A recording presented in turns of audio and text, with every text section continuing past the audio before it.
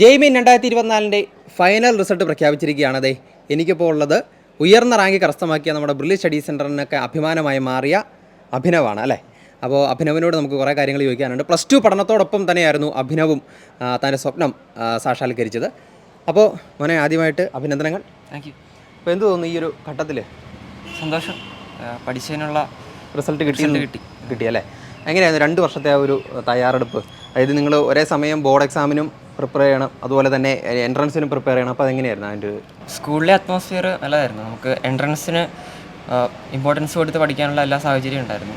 School ക്ലാസ്സുകൾ ലാംഗ്വേജും ഒക്കെ ഉണ്ടായിരുന്നുള്ളൂ. അപ്പോൾ കൂടുതൽ സമയം എൻട്രൻസ് തന്നെയാണ് ഫോക്കസ് ചെയ്ത് പഠിച്ചത്. അതെ. അപ്പം പിന്നെ ബ്രില്യൻറ്റിൻ്റെ പരീക്ഷയും ഒക്കെ വളരെ ഹെൽപ്ഫുള്ളായിരുന്നു. എവിടെയാണ് അഭിനവിൻ്റെ സ്ഥലം? എൻ്റെ സ്ഥലം കാസർഗോഡാണ് അല്ലേ. അപ്പോൾ കാസർഗോഡ് ദൂരത്തു നിന്നാണ് എൻട്രൻസ് കോച്ചിങ്ങിന് എത്തിക്കുന്നത്. എവിടെ? മാന്നാനം സ്കൂളിലായിരുന്നു +2 പഠനം അല്ലേ. ഓക്കെ. അപ്പോൾ എങ്ങനെയായിരുന്നു ഈ ഒരു എഞ്ചിനീയറിംഗ് രംഗത്തേക്ക് കടന്നു വരണം എന്നുള്ള ഒരു ആഗ്രഹം ഉണ്ടായത്? എനിക്ക് മാത്സിനോട് താല്പര്യം ഉണ്ടായിരുന്നു. അവിടെ അങ്ങനെ അപ്പോൾ പ്രോബ്ലം ചെയ്യാനൊക്കെ ഇഷ്ടമാണ്. ചെറുപ്പം മുതലേ മാത്സിനോടായിരുന്നു കൂടുതൽ ഇൻട്രസ്റ്റ്? അങ്ങനെ പ്രോബ്ലം ചെയ്യാൻ താല്പര്യം ഉണ്ടായി. പിന്നെ ബ്രില്യൻറ്റ് പരീക്ഷ എഴുതി ഇവിടെ കിട്ടി.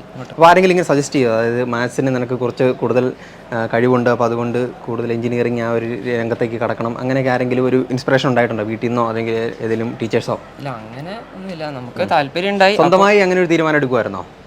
പിന്നെ കേട്ടിട്ടുണ്ട് ഇങ്ങനെ നല്ല റാങ്ക് മേടിക്കുന്നവരെ പത്രത്തിലൊക്കെ കണ്ടു. അങ്ങനെ ബ്രില്യൻറ്റിനെ പറ്റി കുറേ കേട്ടിട്ടുണ്ടായിരുന്നു. അപ്പം ഇവിടെ നല്ല സെൻ്ററാണ്, ഇവിടെ വരണം, പഠിച്ചാൽ കിട്ടും എന്നുള്ളൊരു പൊതുവെ അറിഞ്ഞാണ്. ആരും സജസ്റ്റ് ചെയ്തതൊന്നുമല്ല, പൊതുവിൽ അറിഞ്ഞാണ്. ശരി. അഭിനവിൻ്റെ വീട്ടിൽ ആരൊക്കെയാണുള്ളത്? എൻ്റെ വീട്ടിൽ അച്ഛനമ്മ, ചേട്ടൻ ചേച്ചി. അവരൊക്കെ എന്ത് ചെയ്യുന്നു? അച്ഛനും അമ്മ എന്ത് ചെയ്യുന്നു? അച്ഛൻ പോലീസിലാണ്, അമ്മ നേഴ്സാണ്. അച്ഛൻ അവിടെ തന്നെ കാസർഗോഡ് തന്നെയാണോ? ഓക്കെ. അമ്മ നേഴ്സാണ്. അമ്മയും കാസർഗോഡാണ് നേഴ്സ്.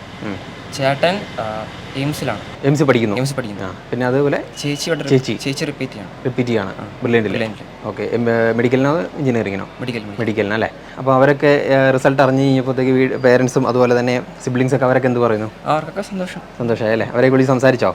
അപ്പോൾ അതുപോലെ തന്നെ അഭിനവിനെ സംബന്ധിച്ച് ഇനിയിപ്പോൾ JEE അഡ്വാൻസിന് വേണ്ടിയിട്ടുള്ള ഒരു തയ്യാറെടുപ്പായിരിക്കും അല്ലേ. അപ്പോൾ അതെങ്ങനെയാണ് മുമ്പോട്ട് പോയിക്കൊണ്ടിരിക്കുന്നത്? അഡ്വാൻസിനെ സംബന്ധിച്ചിടത്തോളം അത് കൂടുതൽ കോൺസെപ്റ്റ്സിലായിട്ടാണ് പഠിക്കുന്നത്. അപ്പം കുറേ പ്രോബ്ലം ചെയ്യുന്നത് നല്ലതാണ്. പിന്നെ ആ കോൺസെപ്റ്റ് ഭയങ്കര ഡെപ്തിൽ മനസ്സിലാക്കി പോവാന്നുള്ളതാണ്. പിന്നെ ബ്രില്യൻറ്റ് പരീക്ഷയുണ്ട്, ഇപ്പോൾ കണ്ടിന്യൂസ് ആയിട്ടുണ്ട്, ഇപ്പോൾ അടുത്തായതുകൊണ്ട്. അപ്പം അതൊക്കെ എഴുതി കുറേ എക്സാം എഴുതുമ്പോൾ നമുക്കത് കുറേ കൂടെ നല്ല രീതിയിൽ അതൊരു ഒരേ പാറ്റേൺ ആയിരുന്നു എന്ന് തോന്നിയോ? അതെ, ശരി.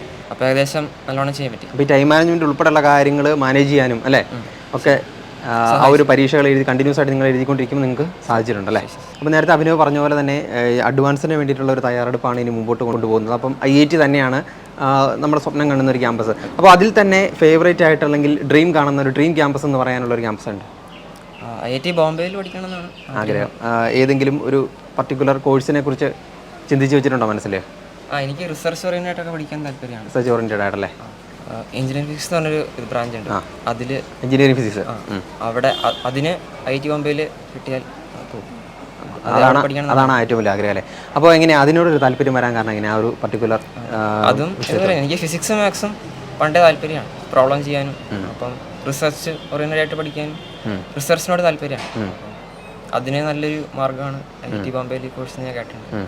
ഈ ബ്രില്യൻറ്റിലെ 2 വർഷത്തെ ഒരു +2 പഠനത്തോടൊപ്പം ഉള്ള ആ ഒരു പ്രിപ്പറേഷനില്ലേ, അപ്പോൾ അതൊന്ന് മൊത്തത്തിലെന്ന് പറയാം. കാരണം ഒരുപാട് കുട്ടികൾ ഇപ്പോൾ +2വിനോടൊപ്പം തന്നെ അവരുടെ ലക്ഷ്യത്തിലേക്ക് എത്താനായിട്ട് പ്രയത്നിക്കുന്നവരുണ്ട്. അപ്പോൾ അവർക്കൊരു ഇൻസ്പിറേഷൻ ആവാൻ വേണ്ടിയിട്ട് ആ 2 വർഷത്തെ ആ ഒരു പ്രയത്നം ഒന്ന് പറയാമോ?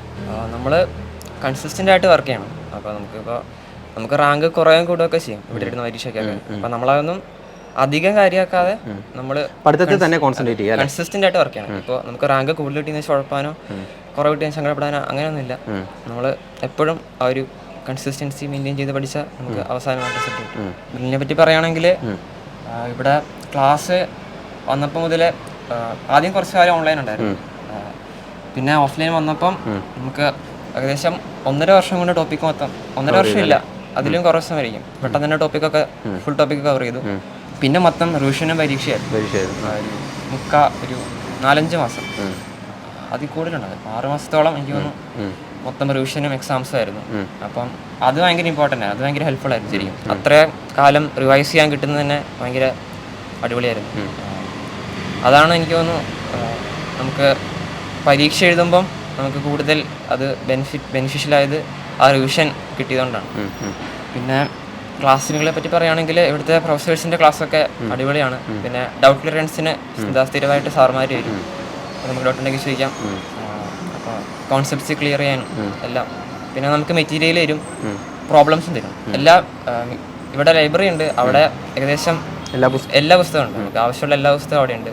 പിന്നെ പ്രീവിയസ് ഇയർ ക്വസ്റ്റ്യൻസ് ബ്രില്യൻ്റ് തന്നെ എല്ലാം തന്നു, അഡ്വാൻസിന് തന്നു, മെയിൻസിന് തന്നു, എല്ലാം തന്നു.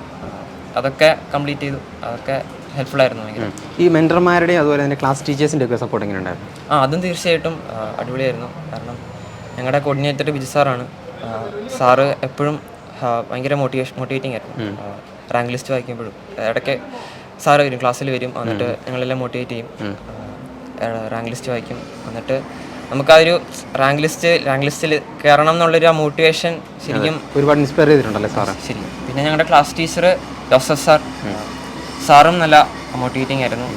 എപ്പോഴും ഞങ്ങളുടെ കൂടെ ഉണ്ടായിരുന്നു. സാറ് ഞാൻ ഞങ്ങളുടെ ഹോസ്റ്റൽ വാർഡനും, അപ്പം ഹോസ്റ്റലിലും സാറുണ്ടായിരുന്നു. സാറും ഭയങ്കര മോട്ടിവേറ്റിംഗ് ആയിരുന്നു.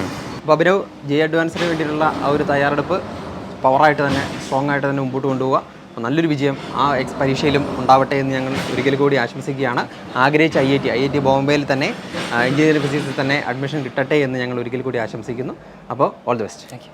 എൻട്രൻസ് സംബന്ധമായ വാർത്തകളും അപ്ഡേഷനുകളും ഏറ്റവും വേഗം ആധികാരികമായി അറിയാൻ ബ്രില്യൻറ്റ് സ്റ്റഡി സെന്റർ പാല യൂട്യൂബ് ചാനൽ സബ്സ്ക്രൈബ് ചെയ്യുക, ബെൽ ഐക്കൺ അമർത്തുക. ഈ വീഡിയോ മറ്റ് സുഹൃത്തുക്കളിലേക്കും ഷെയർ ചെയ്ത് നൽകുക.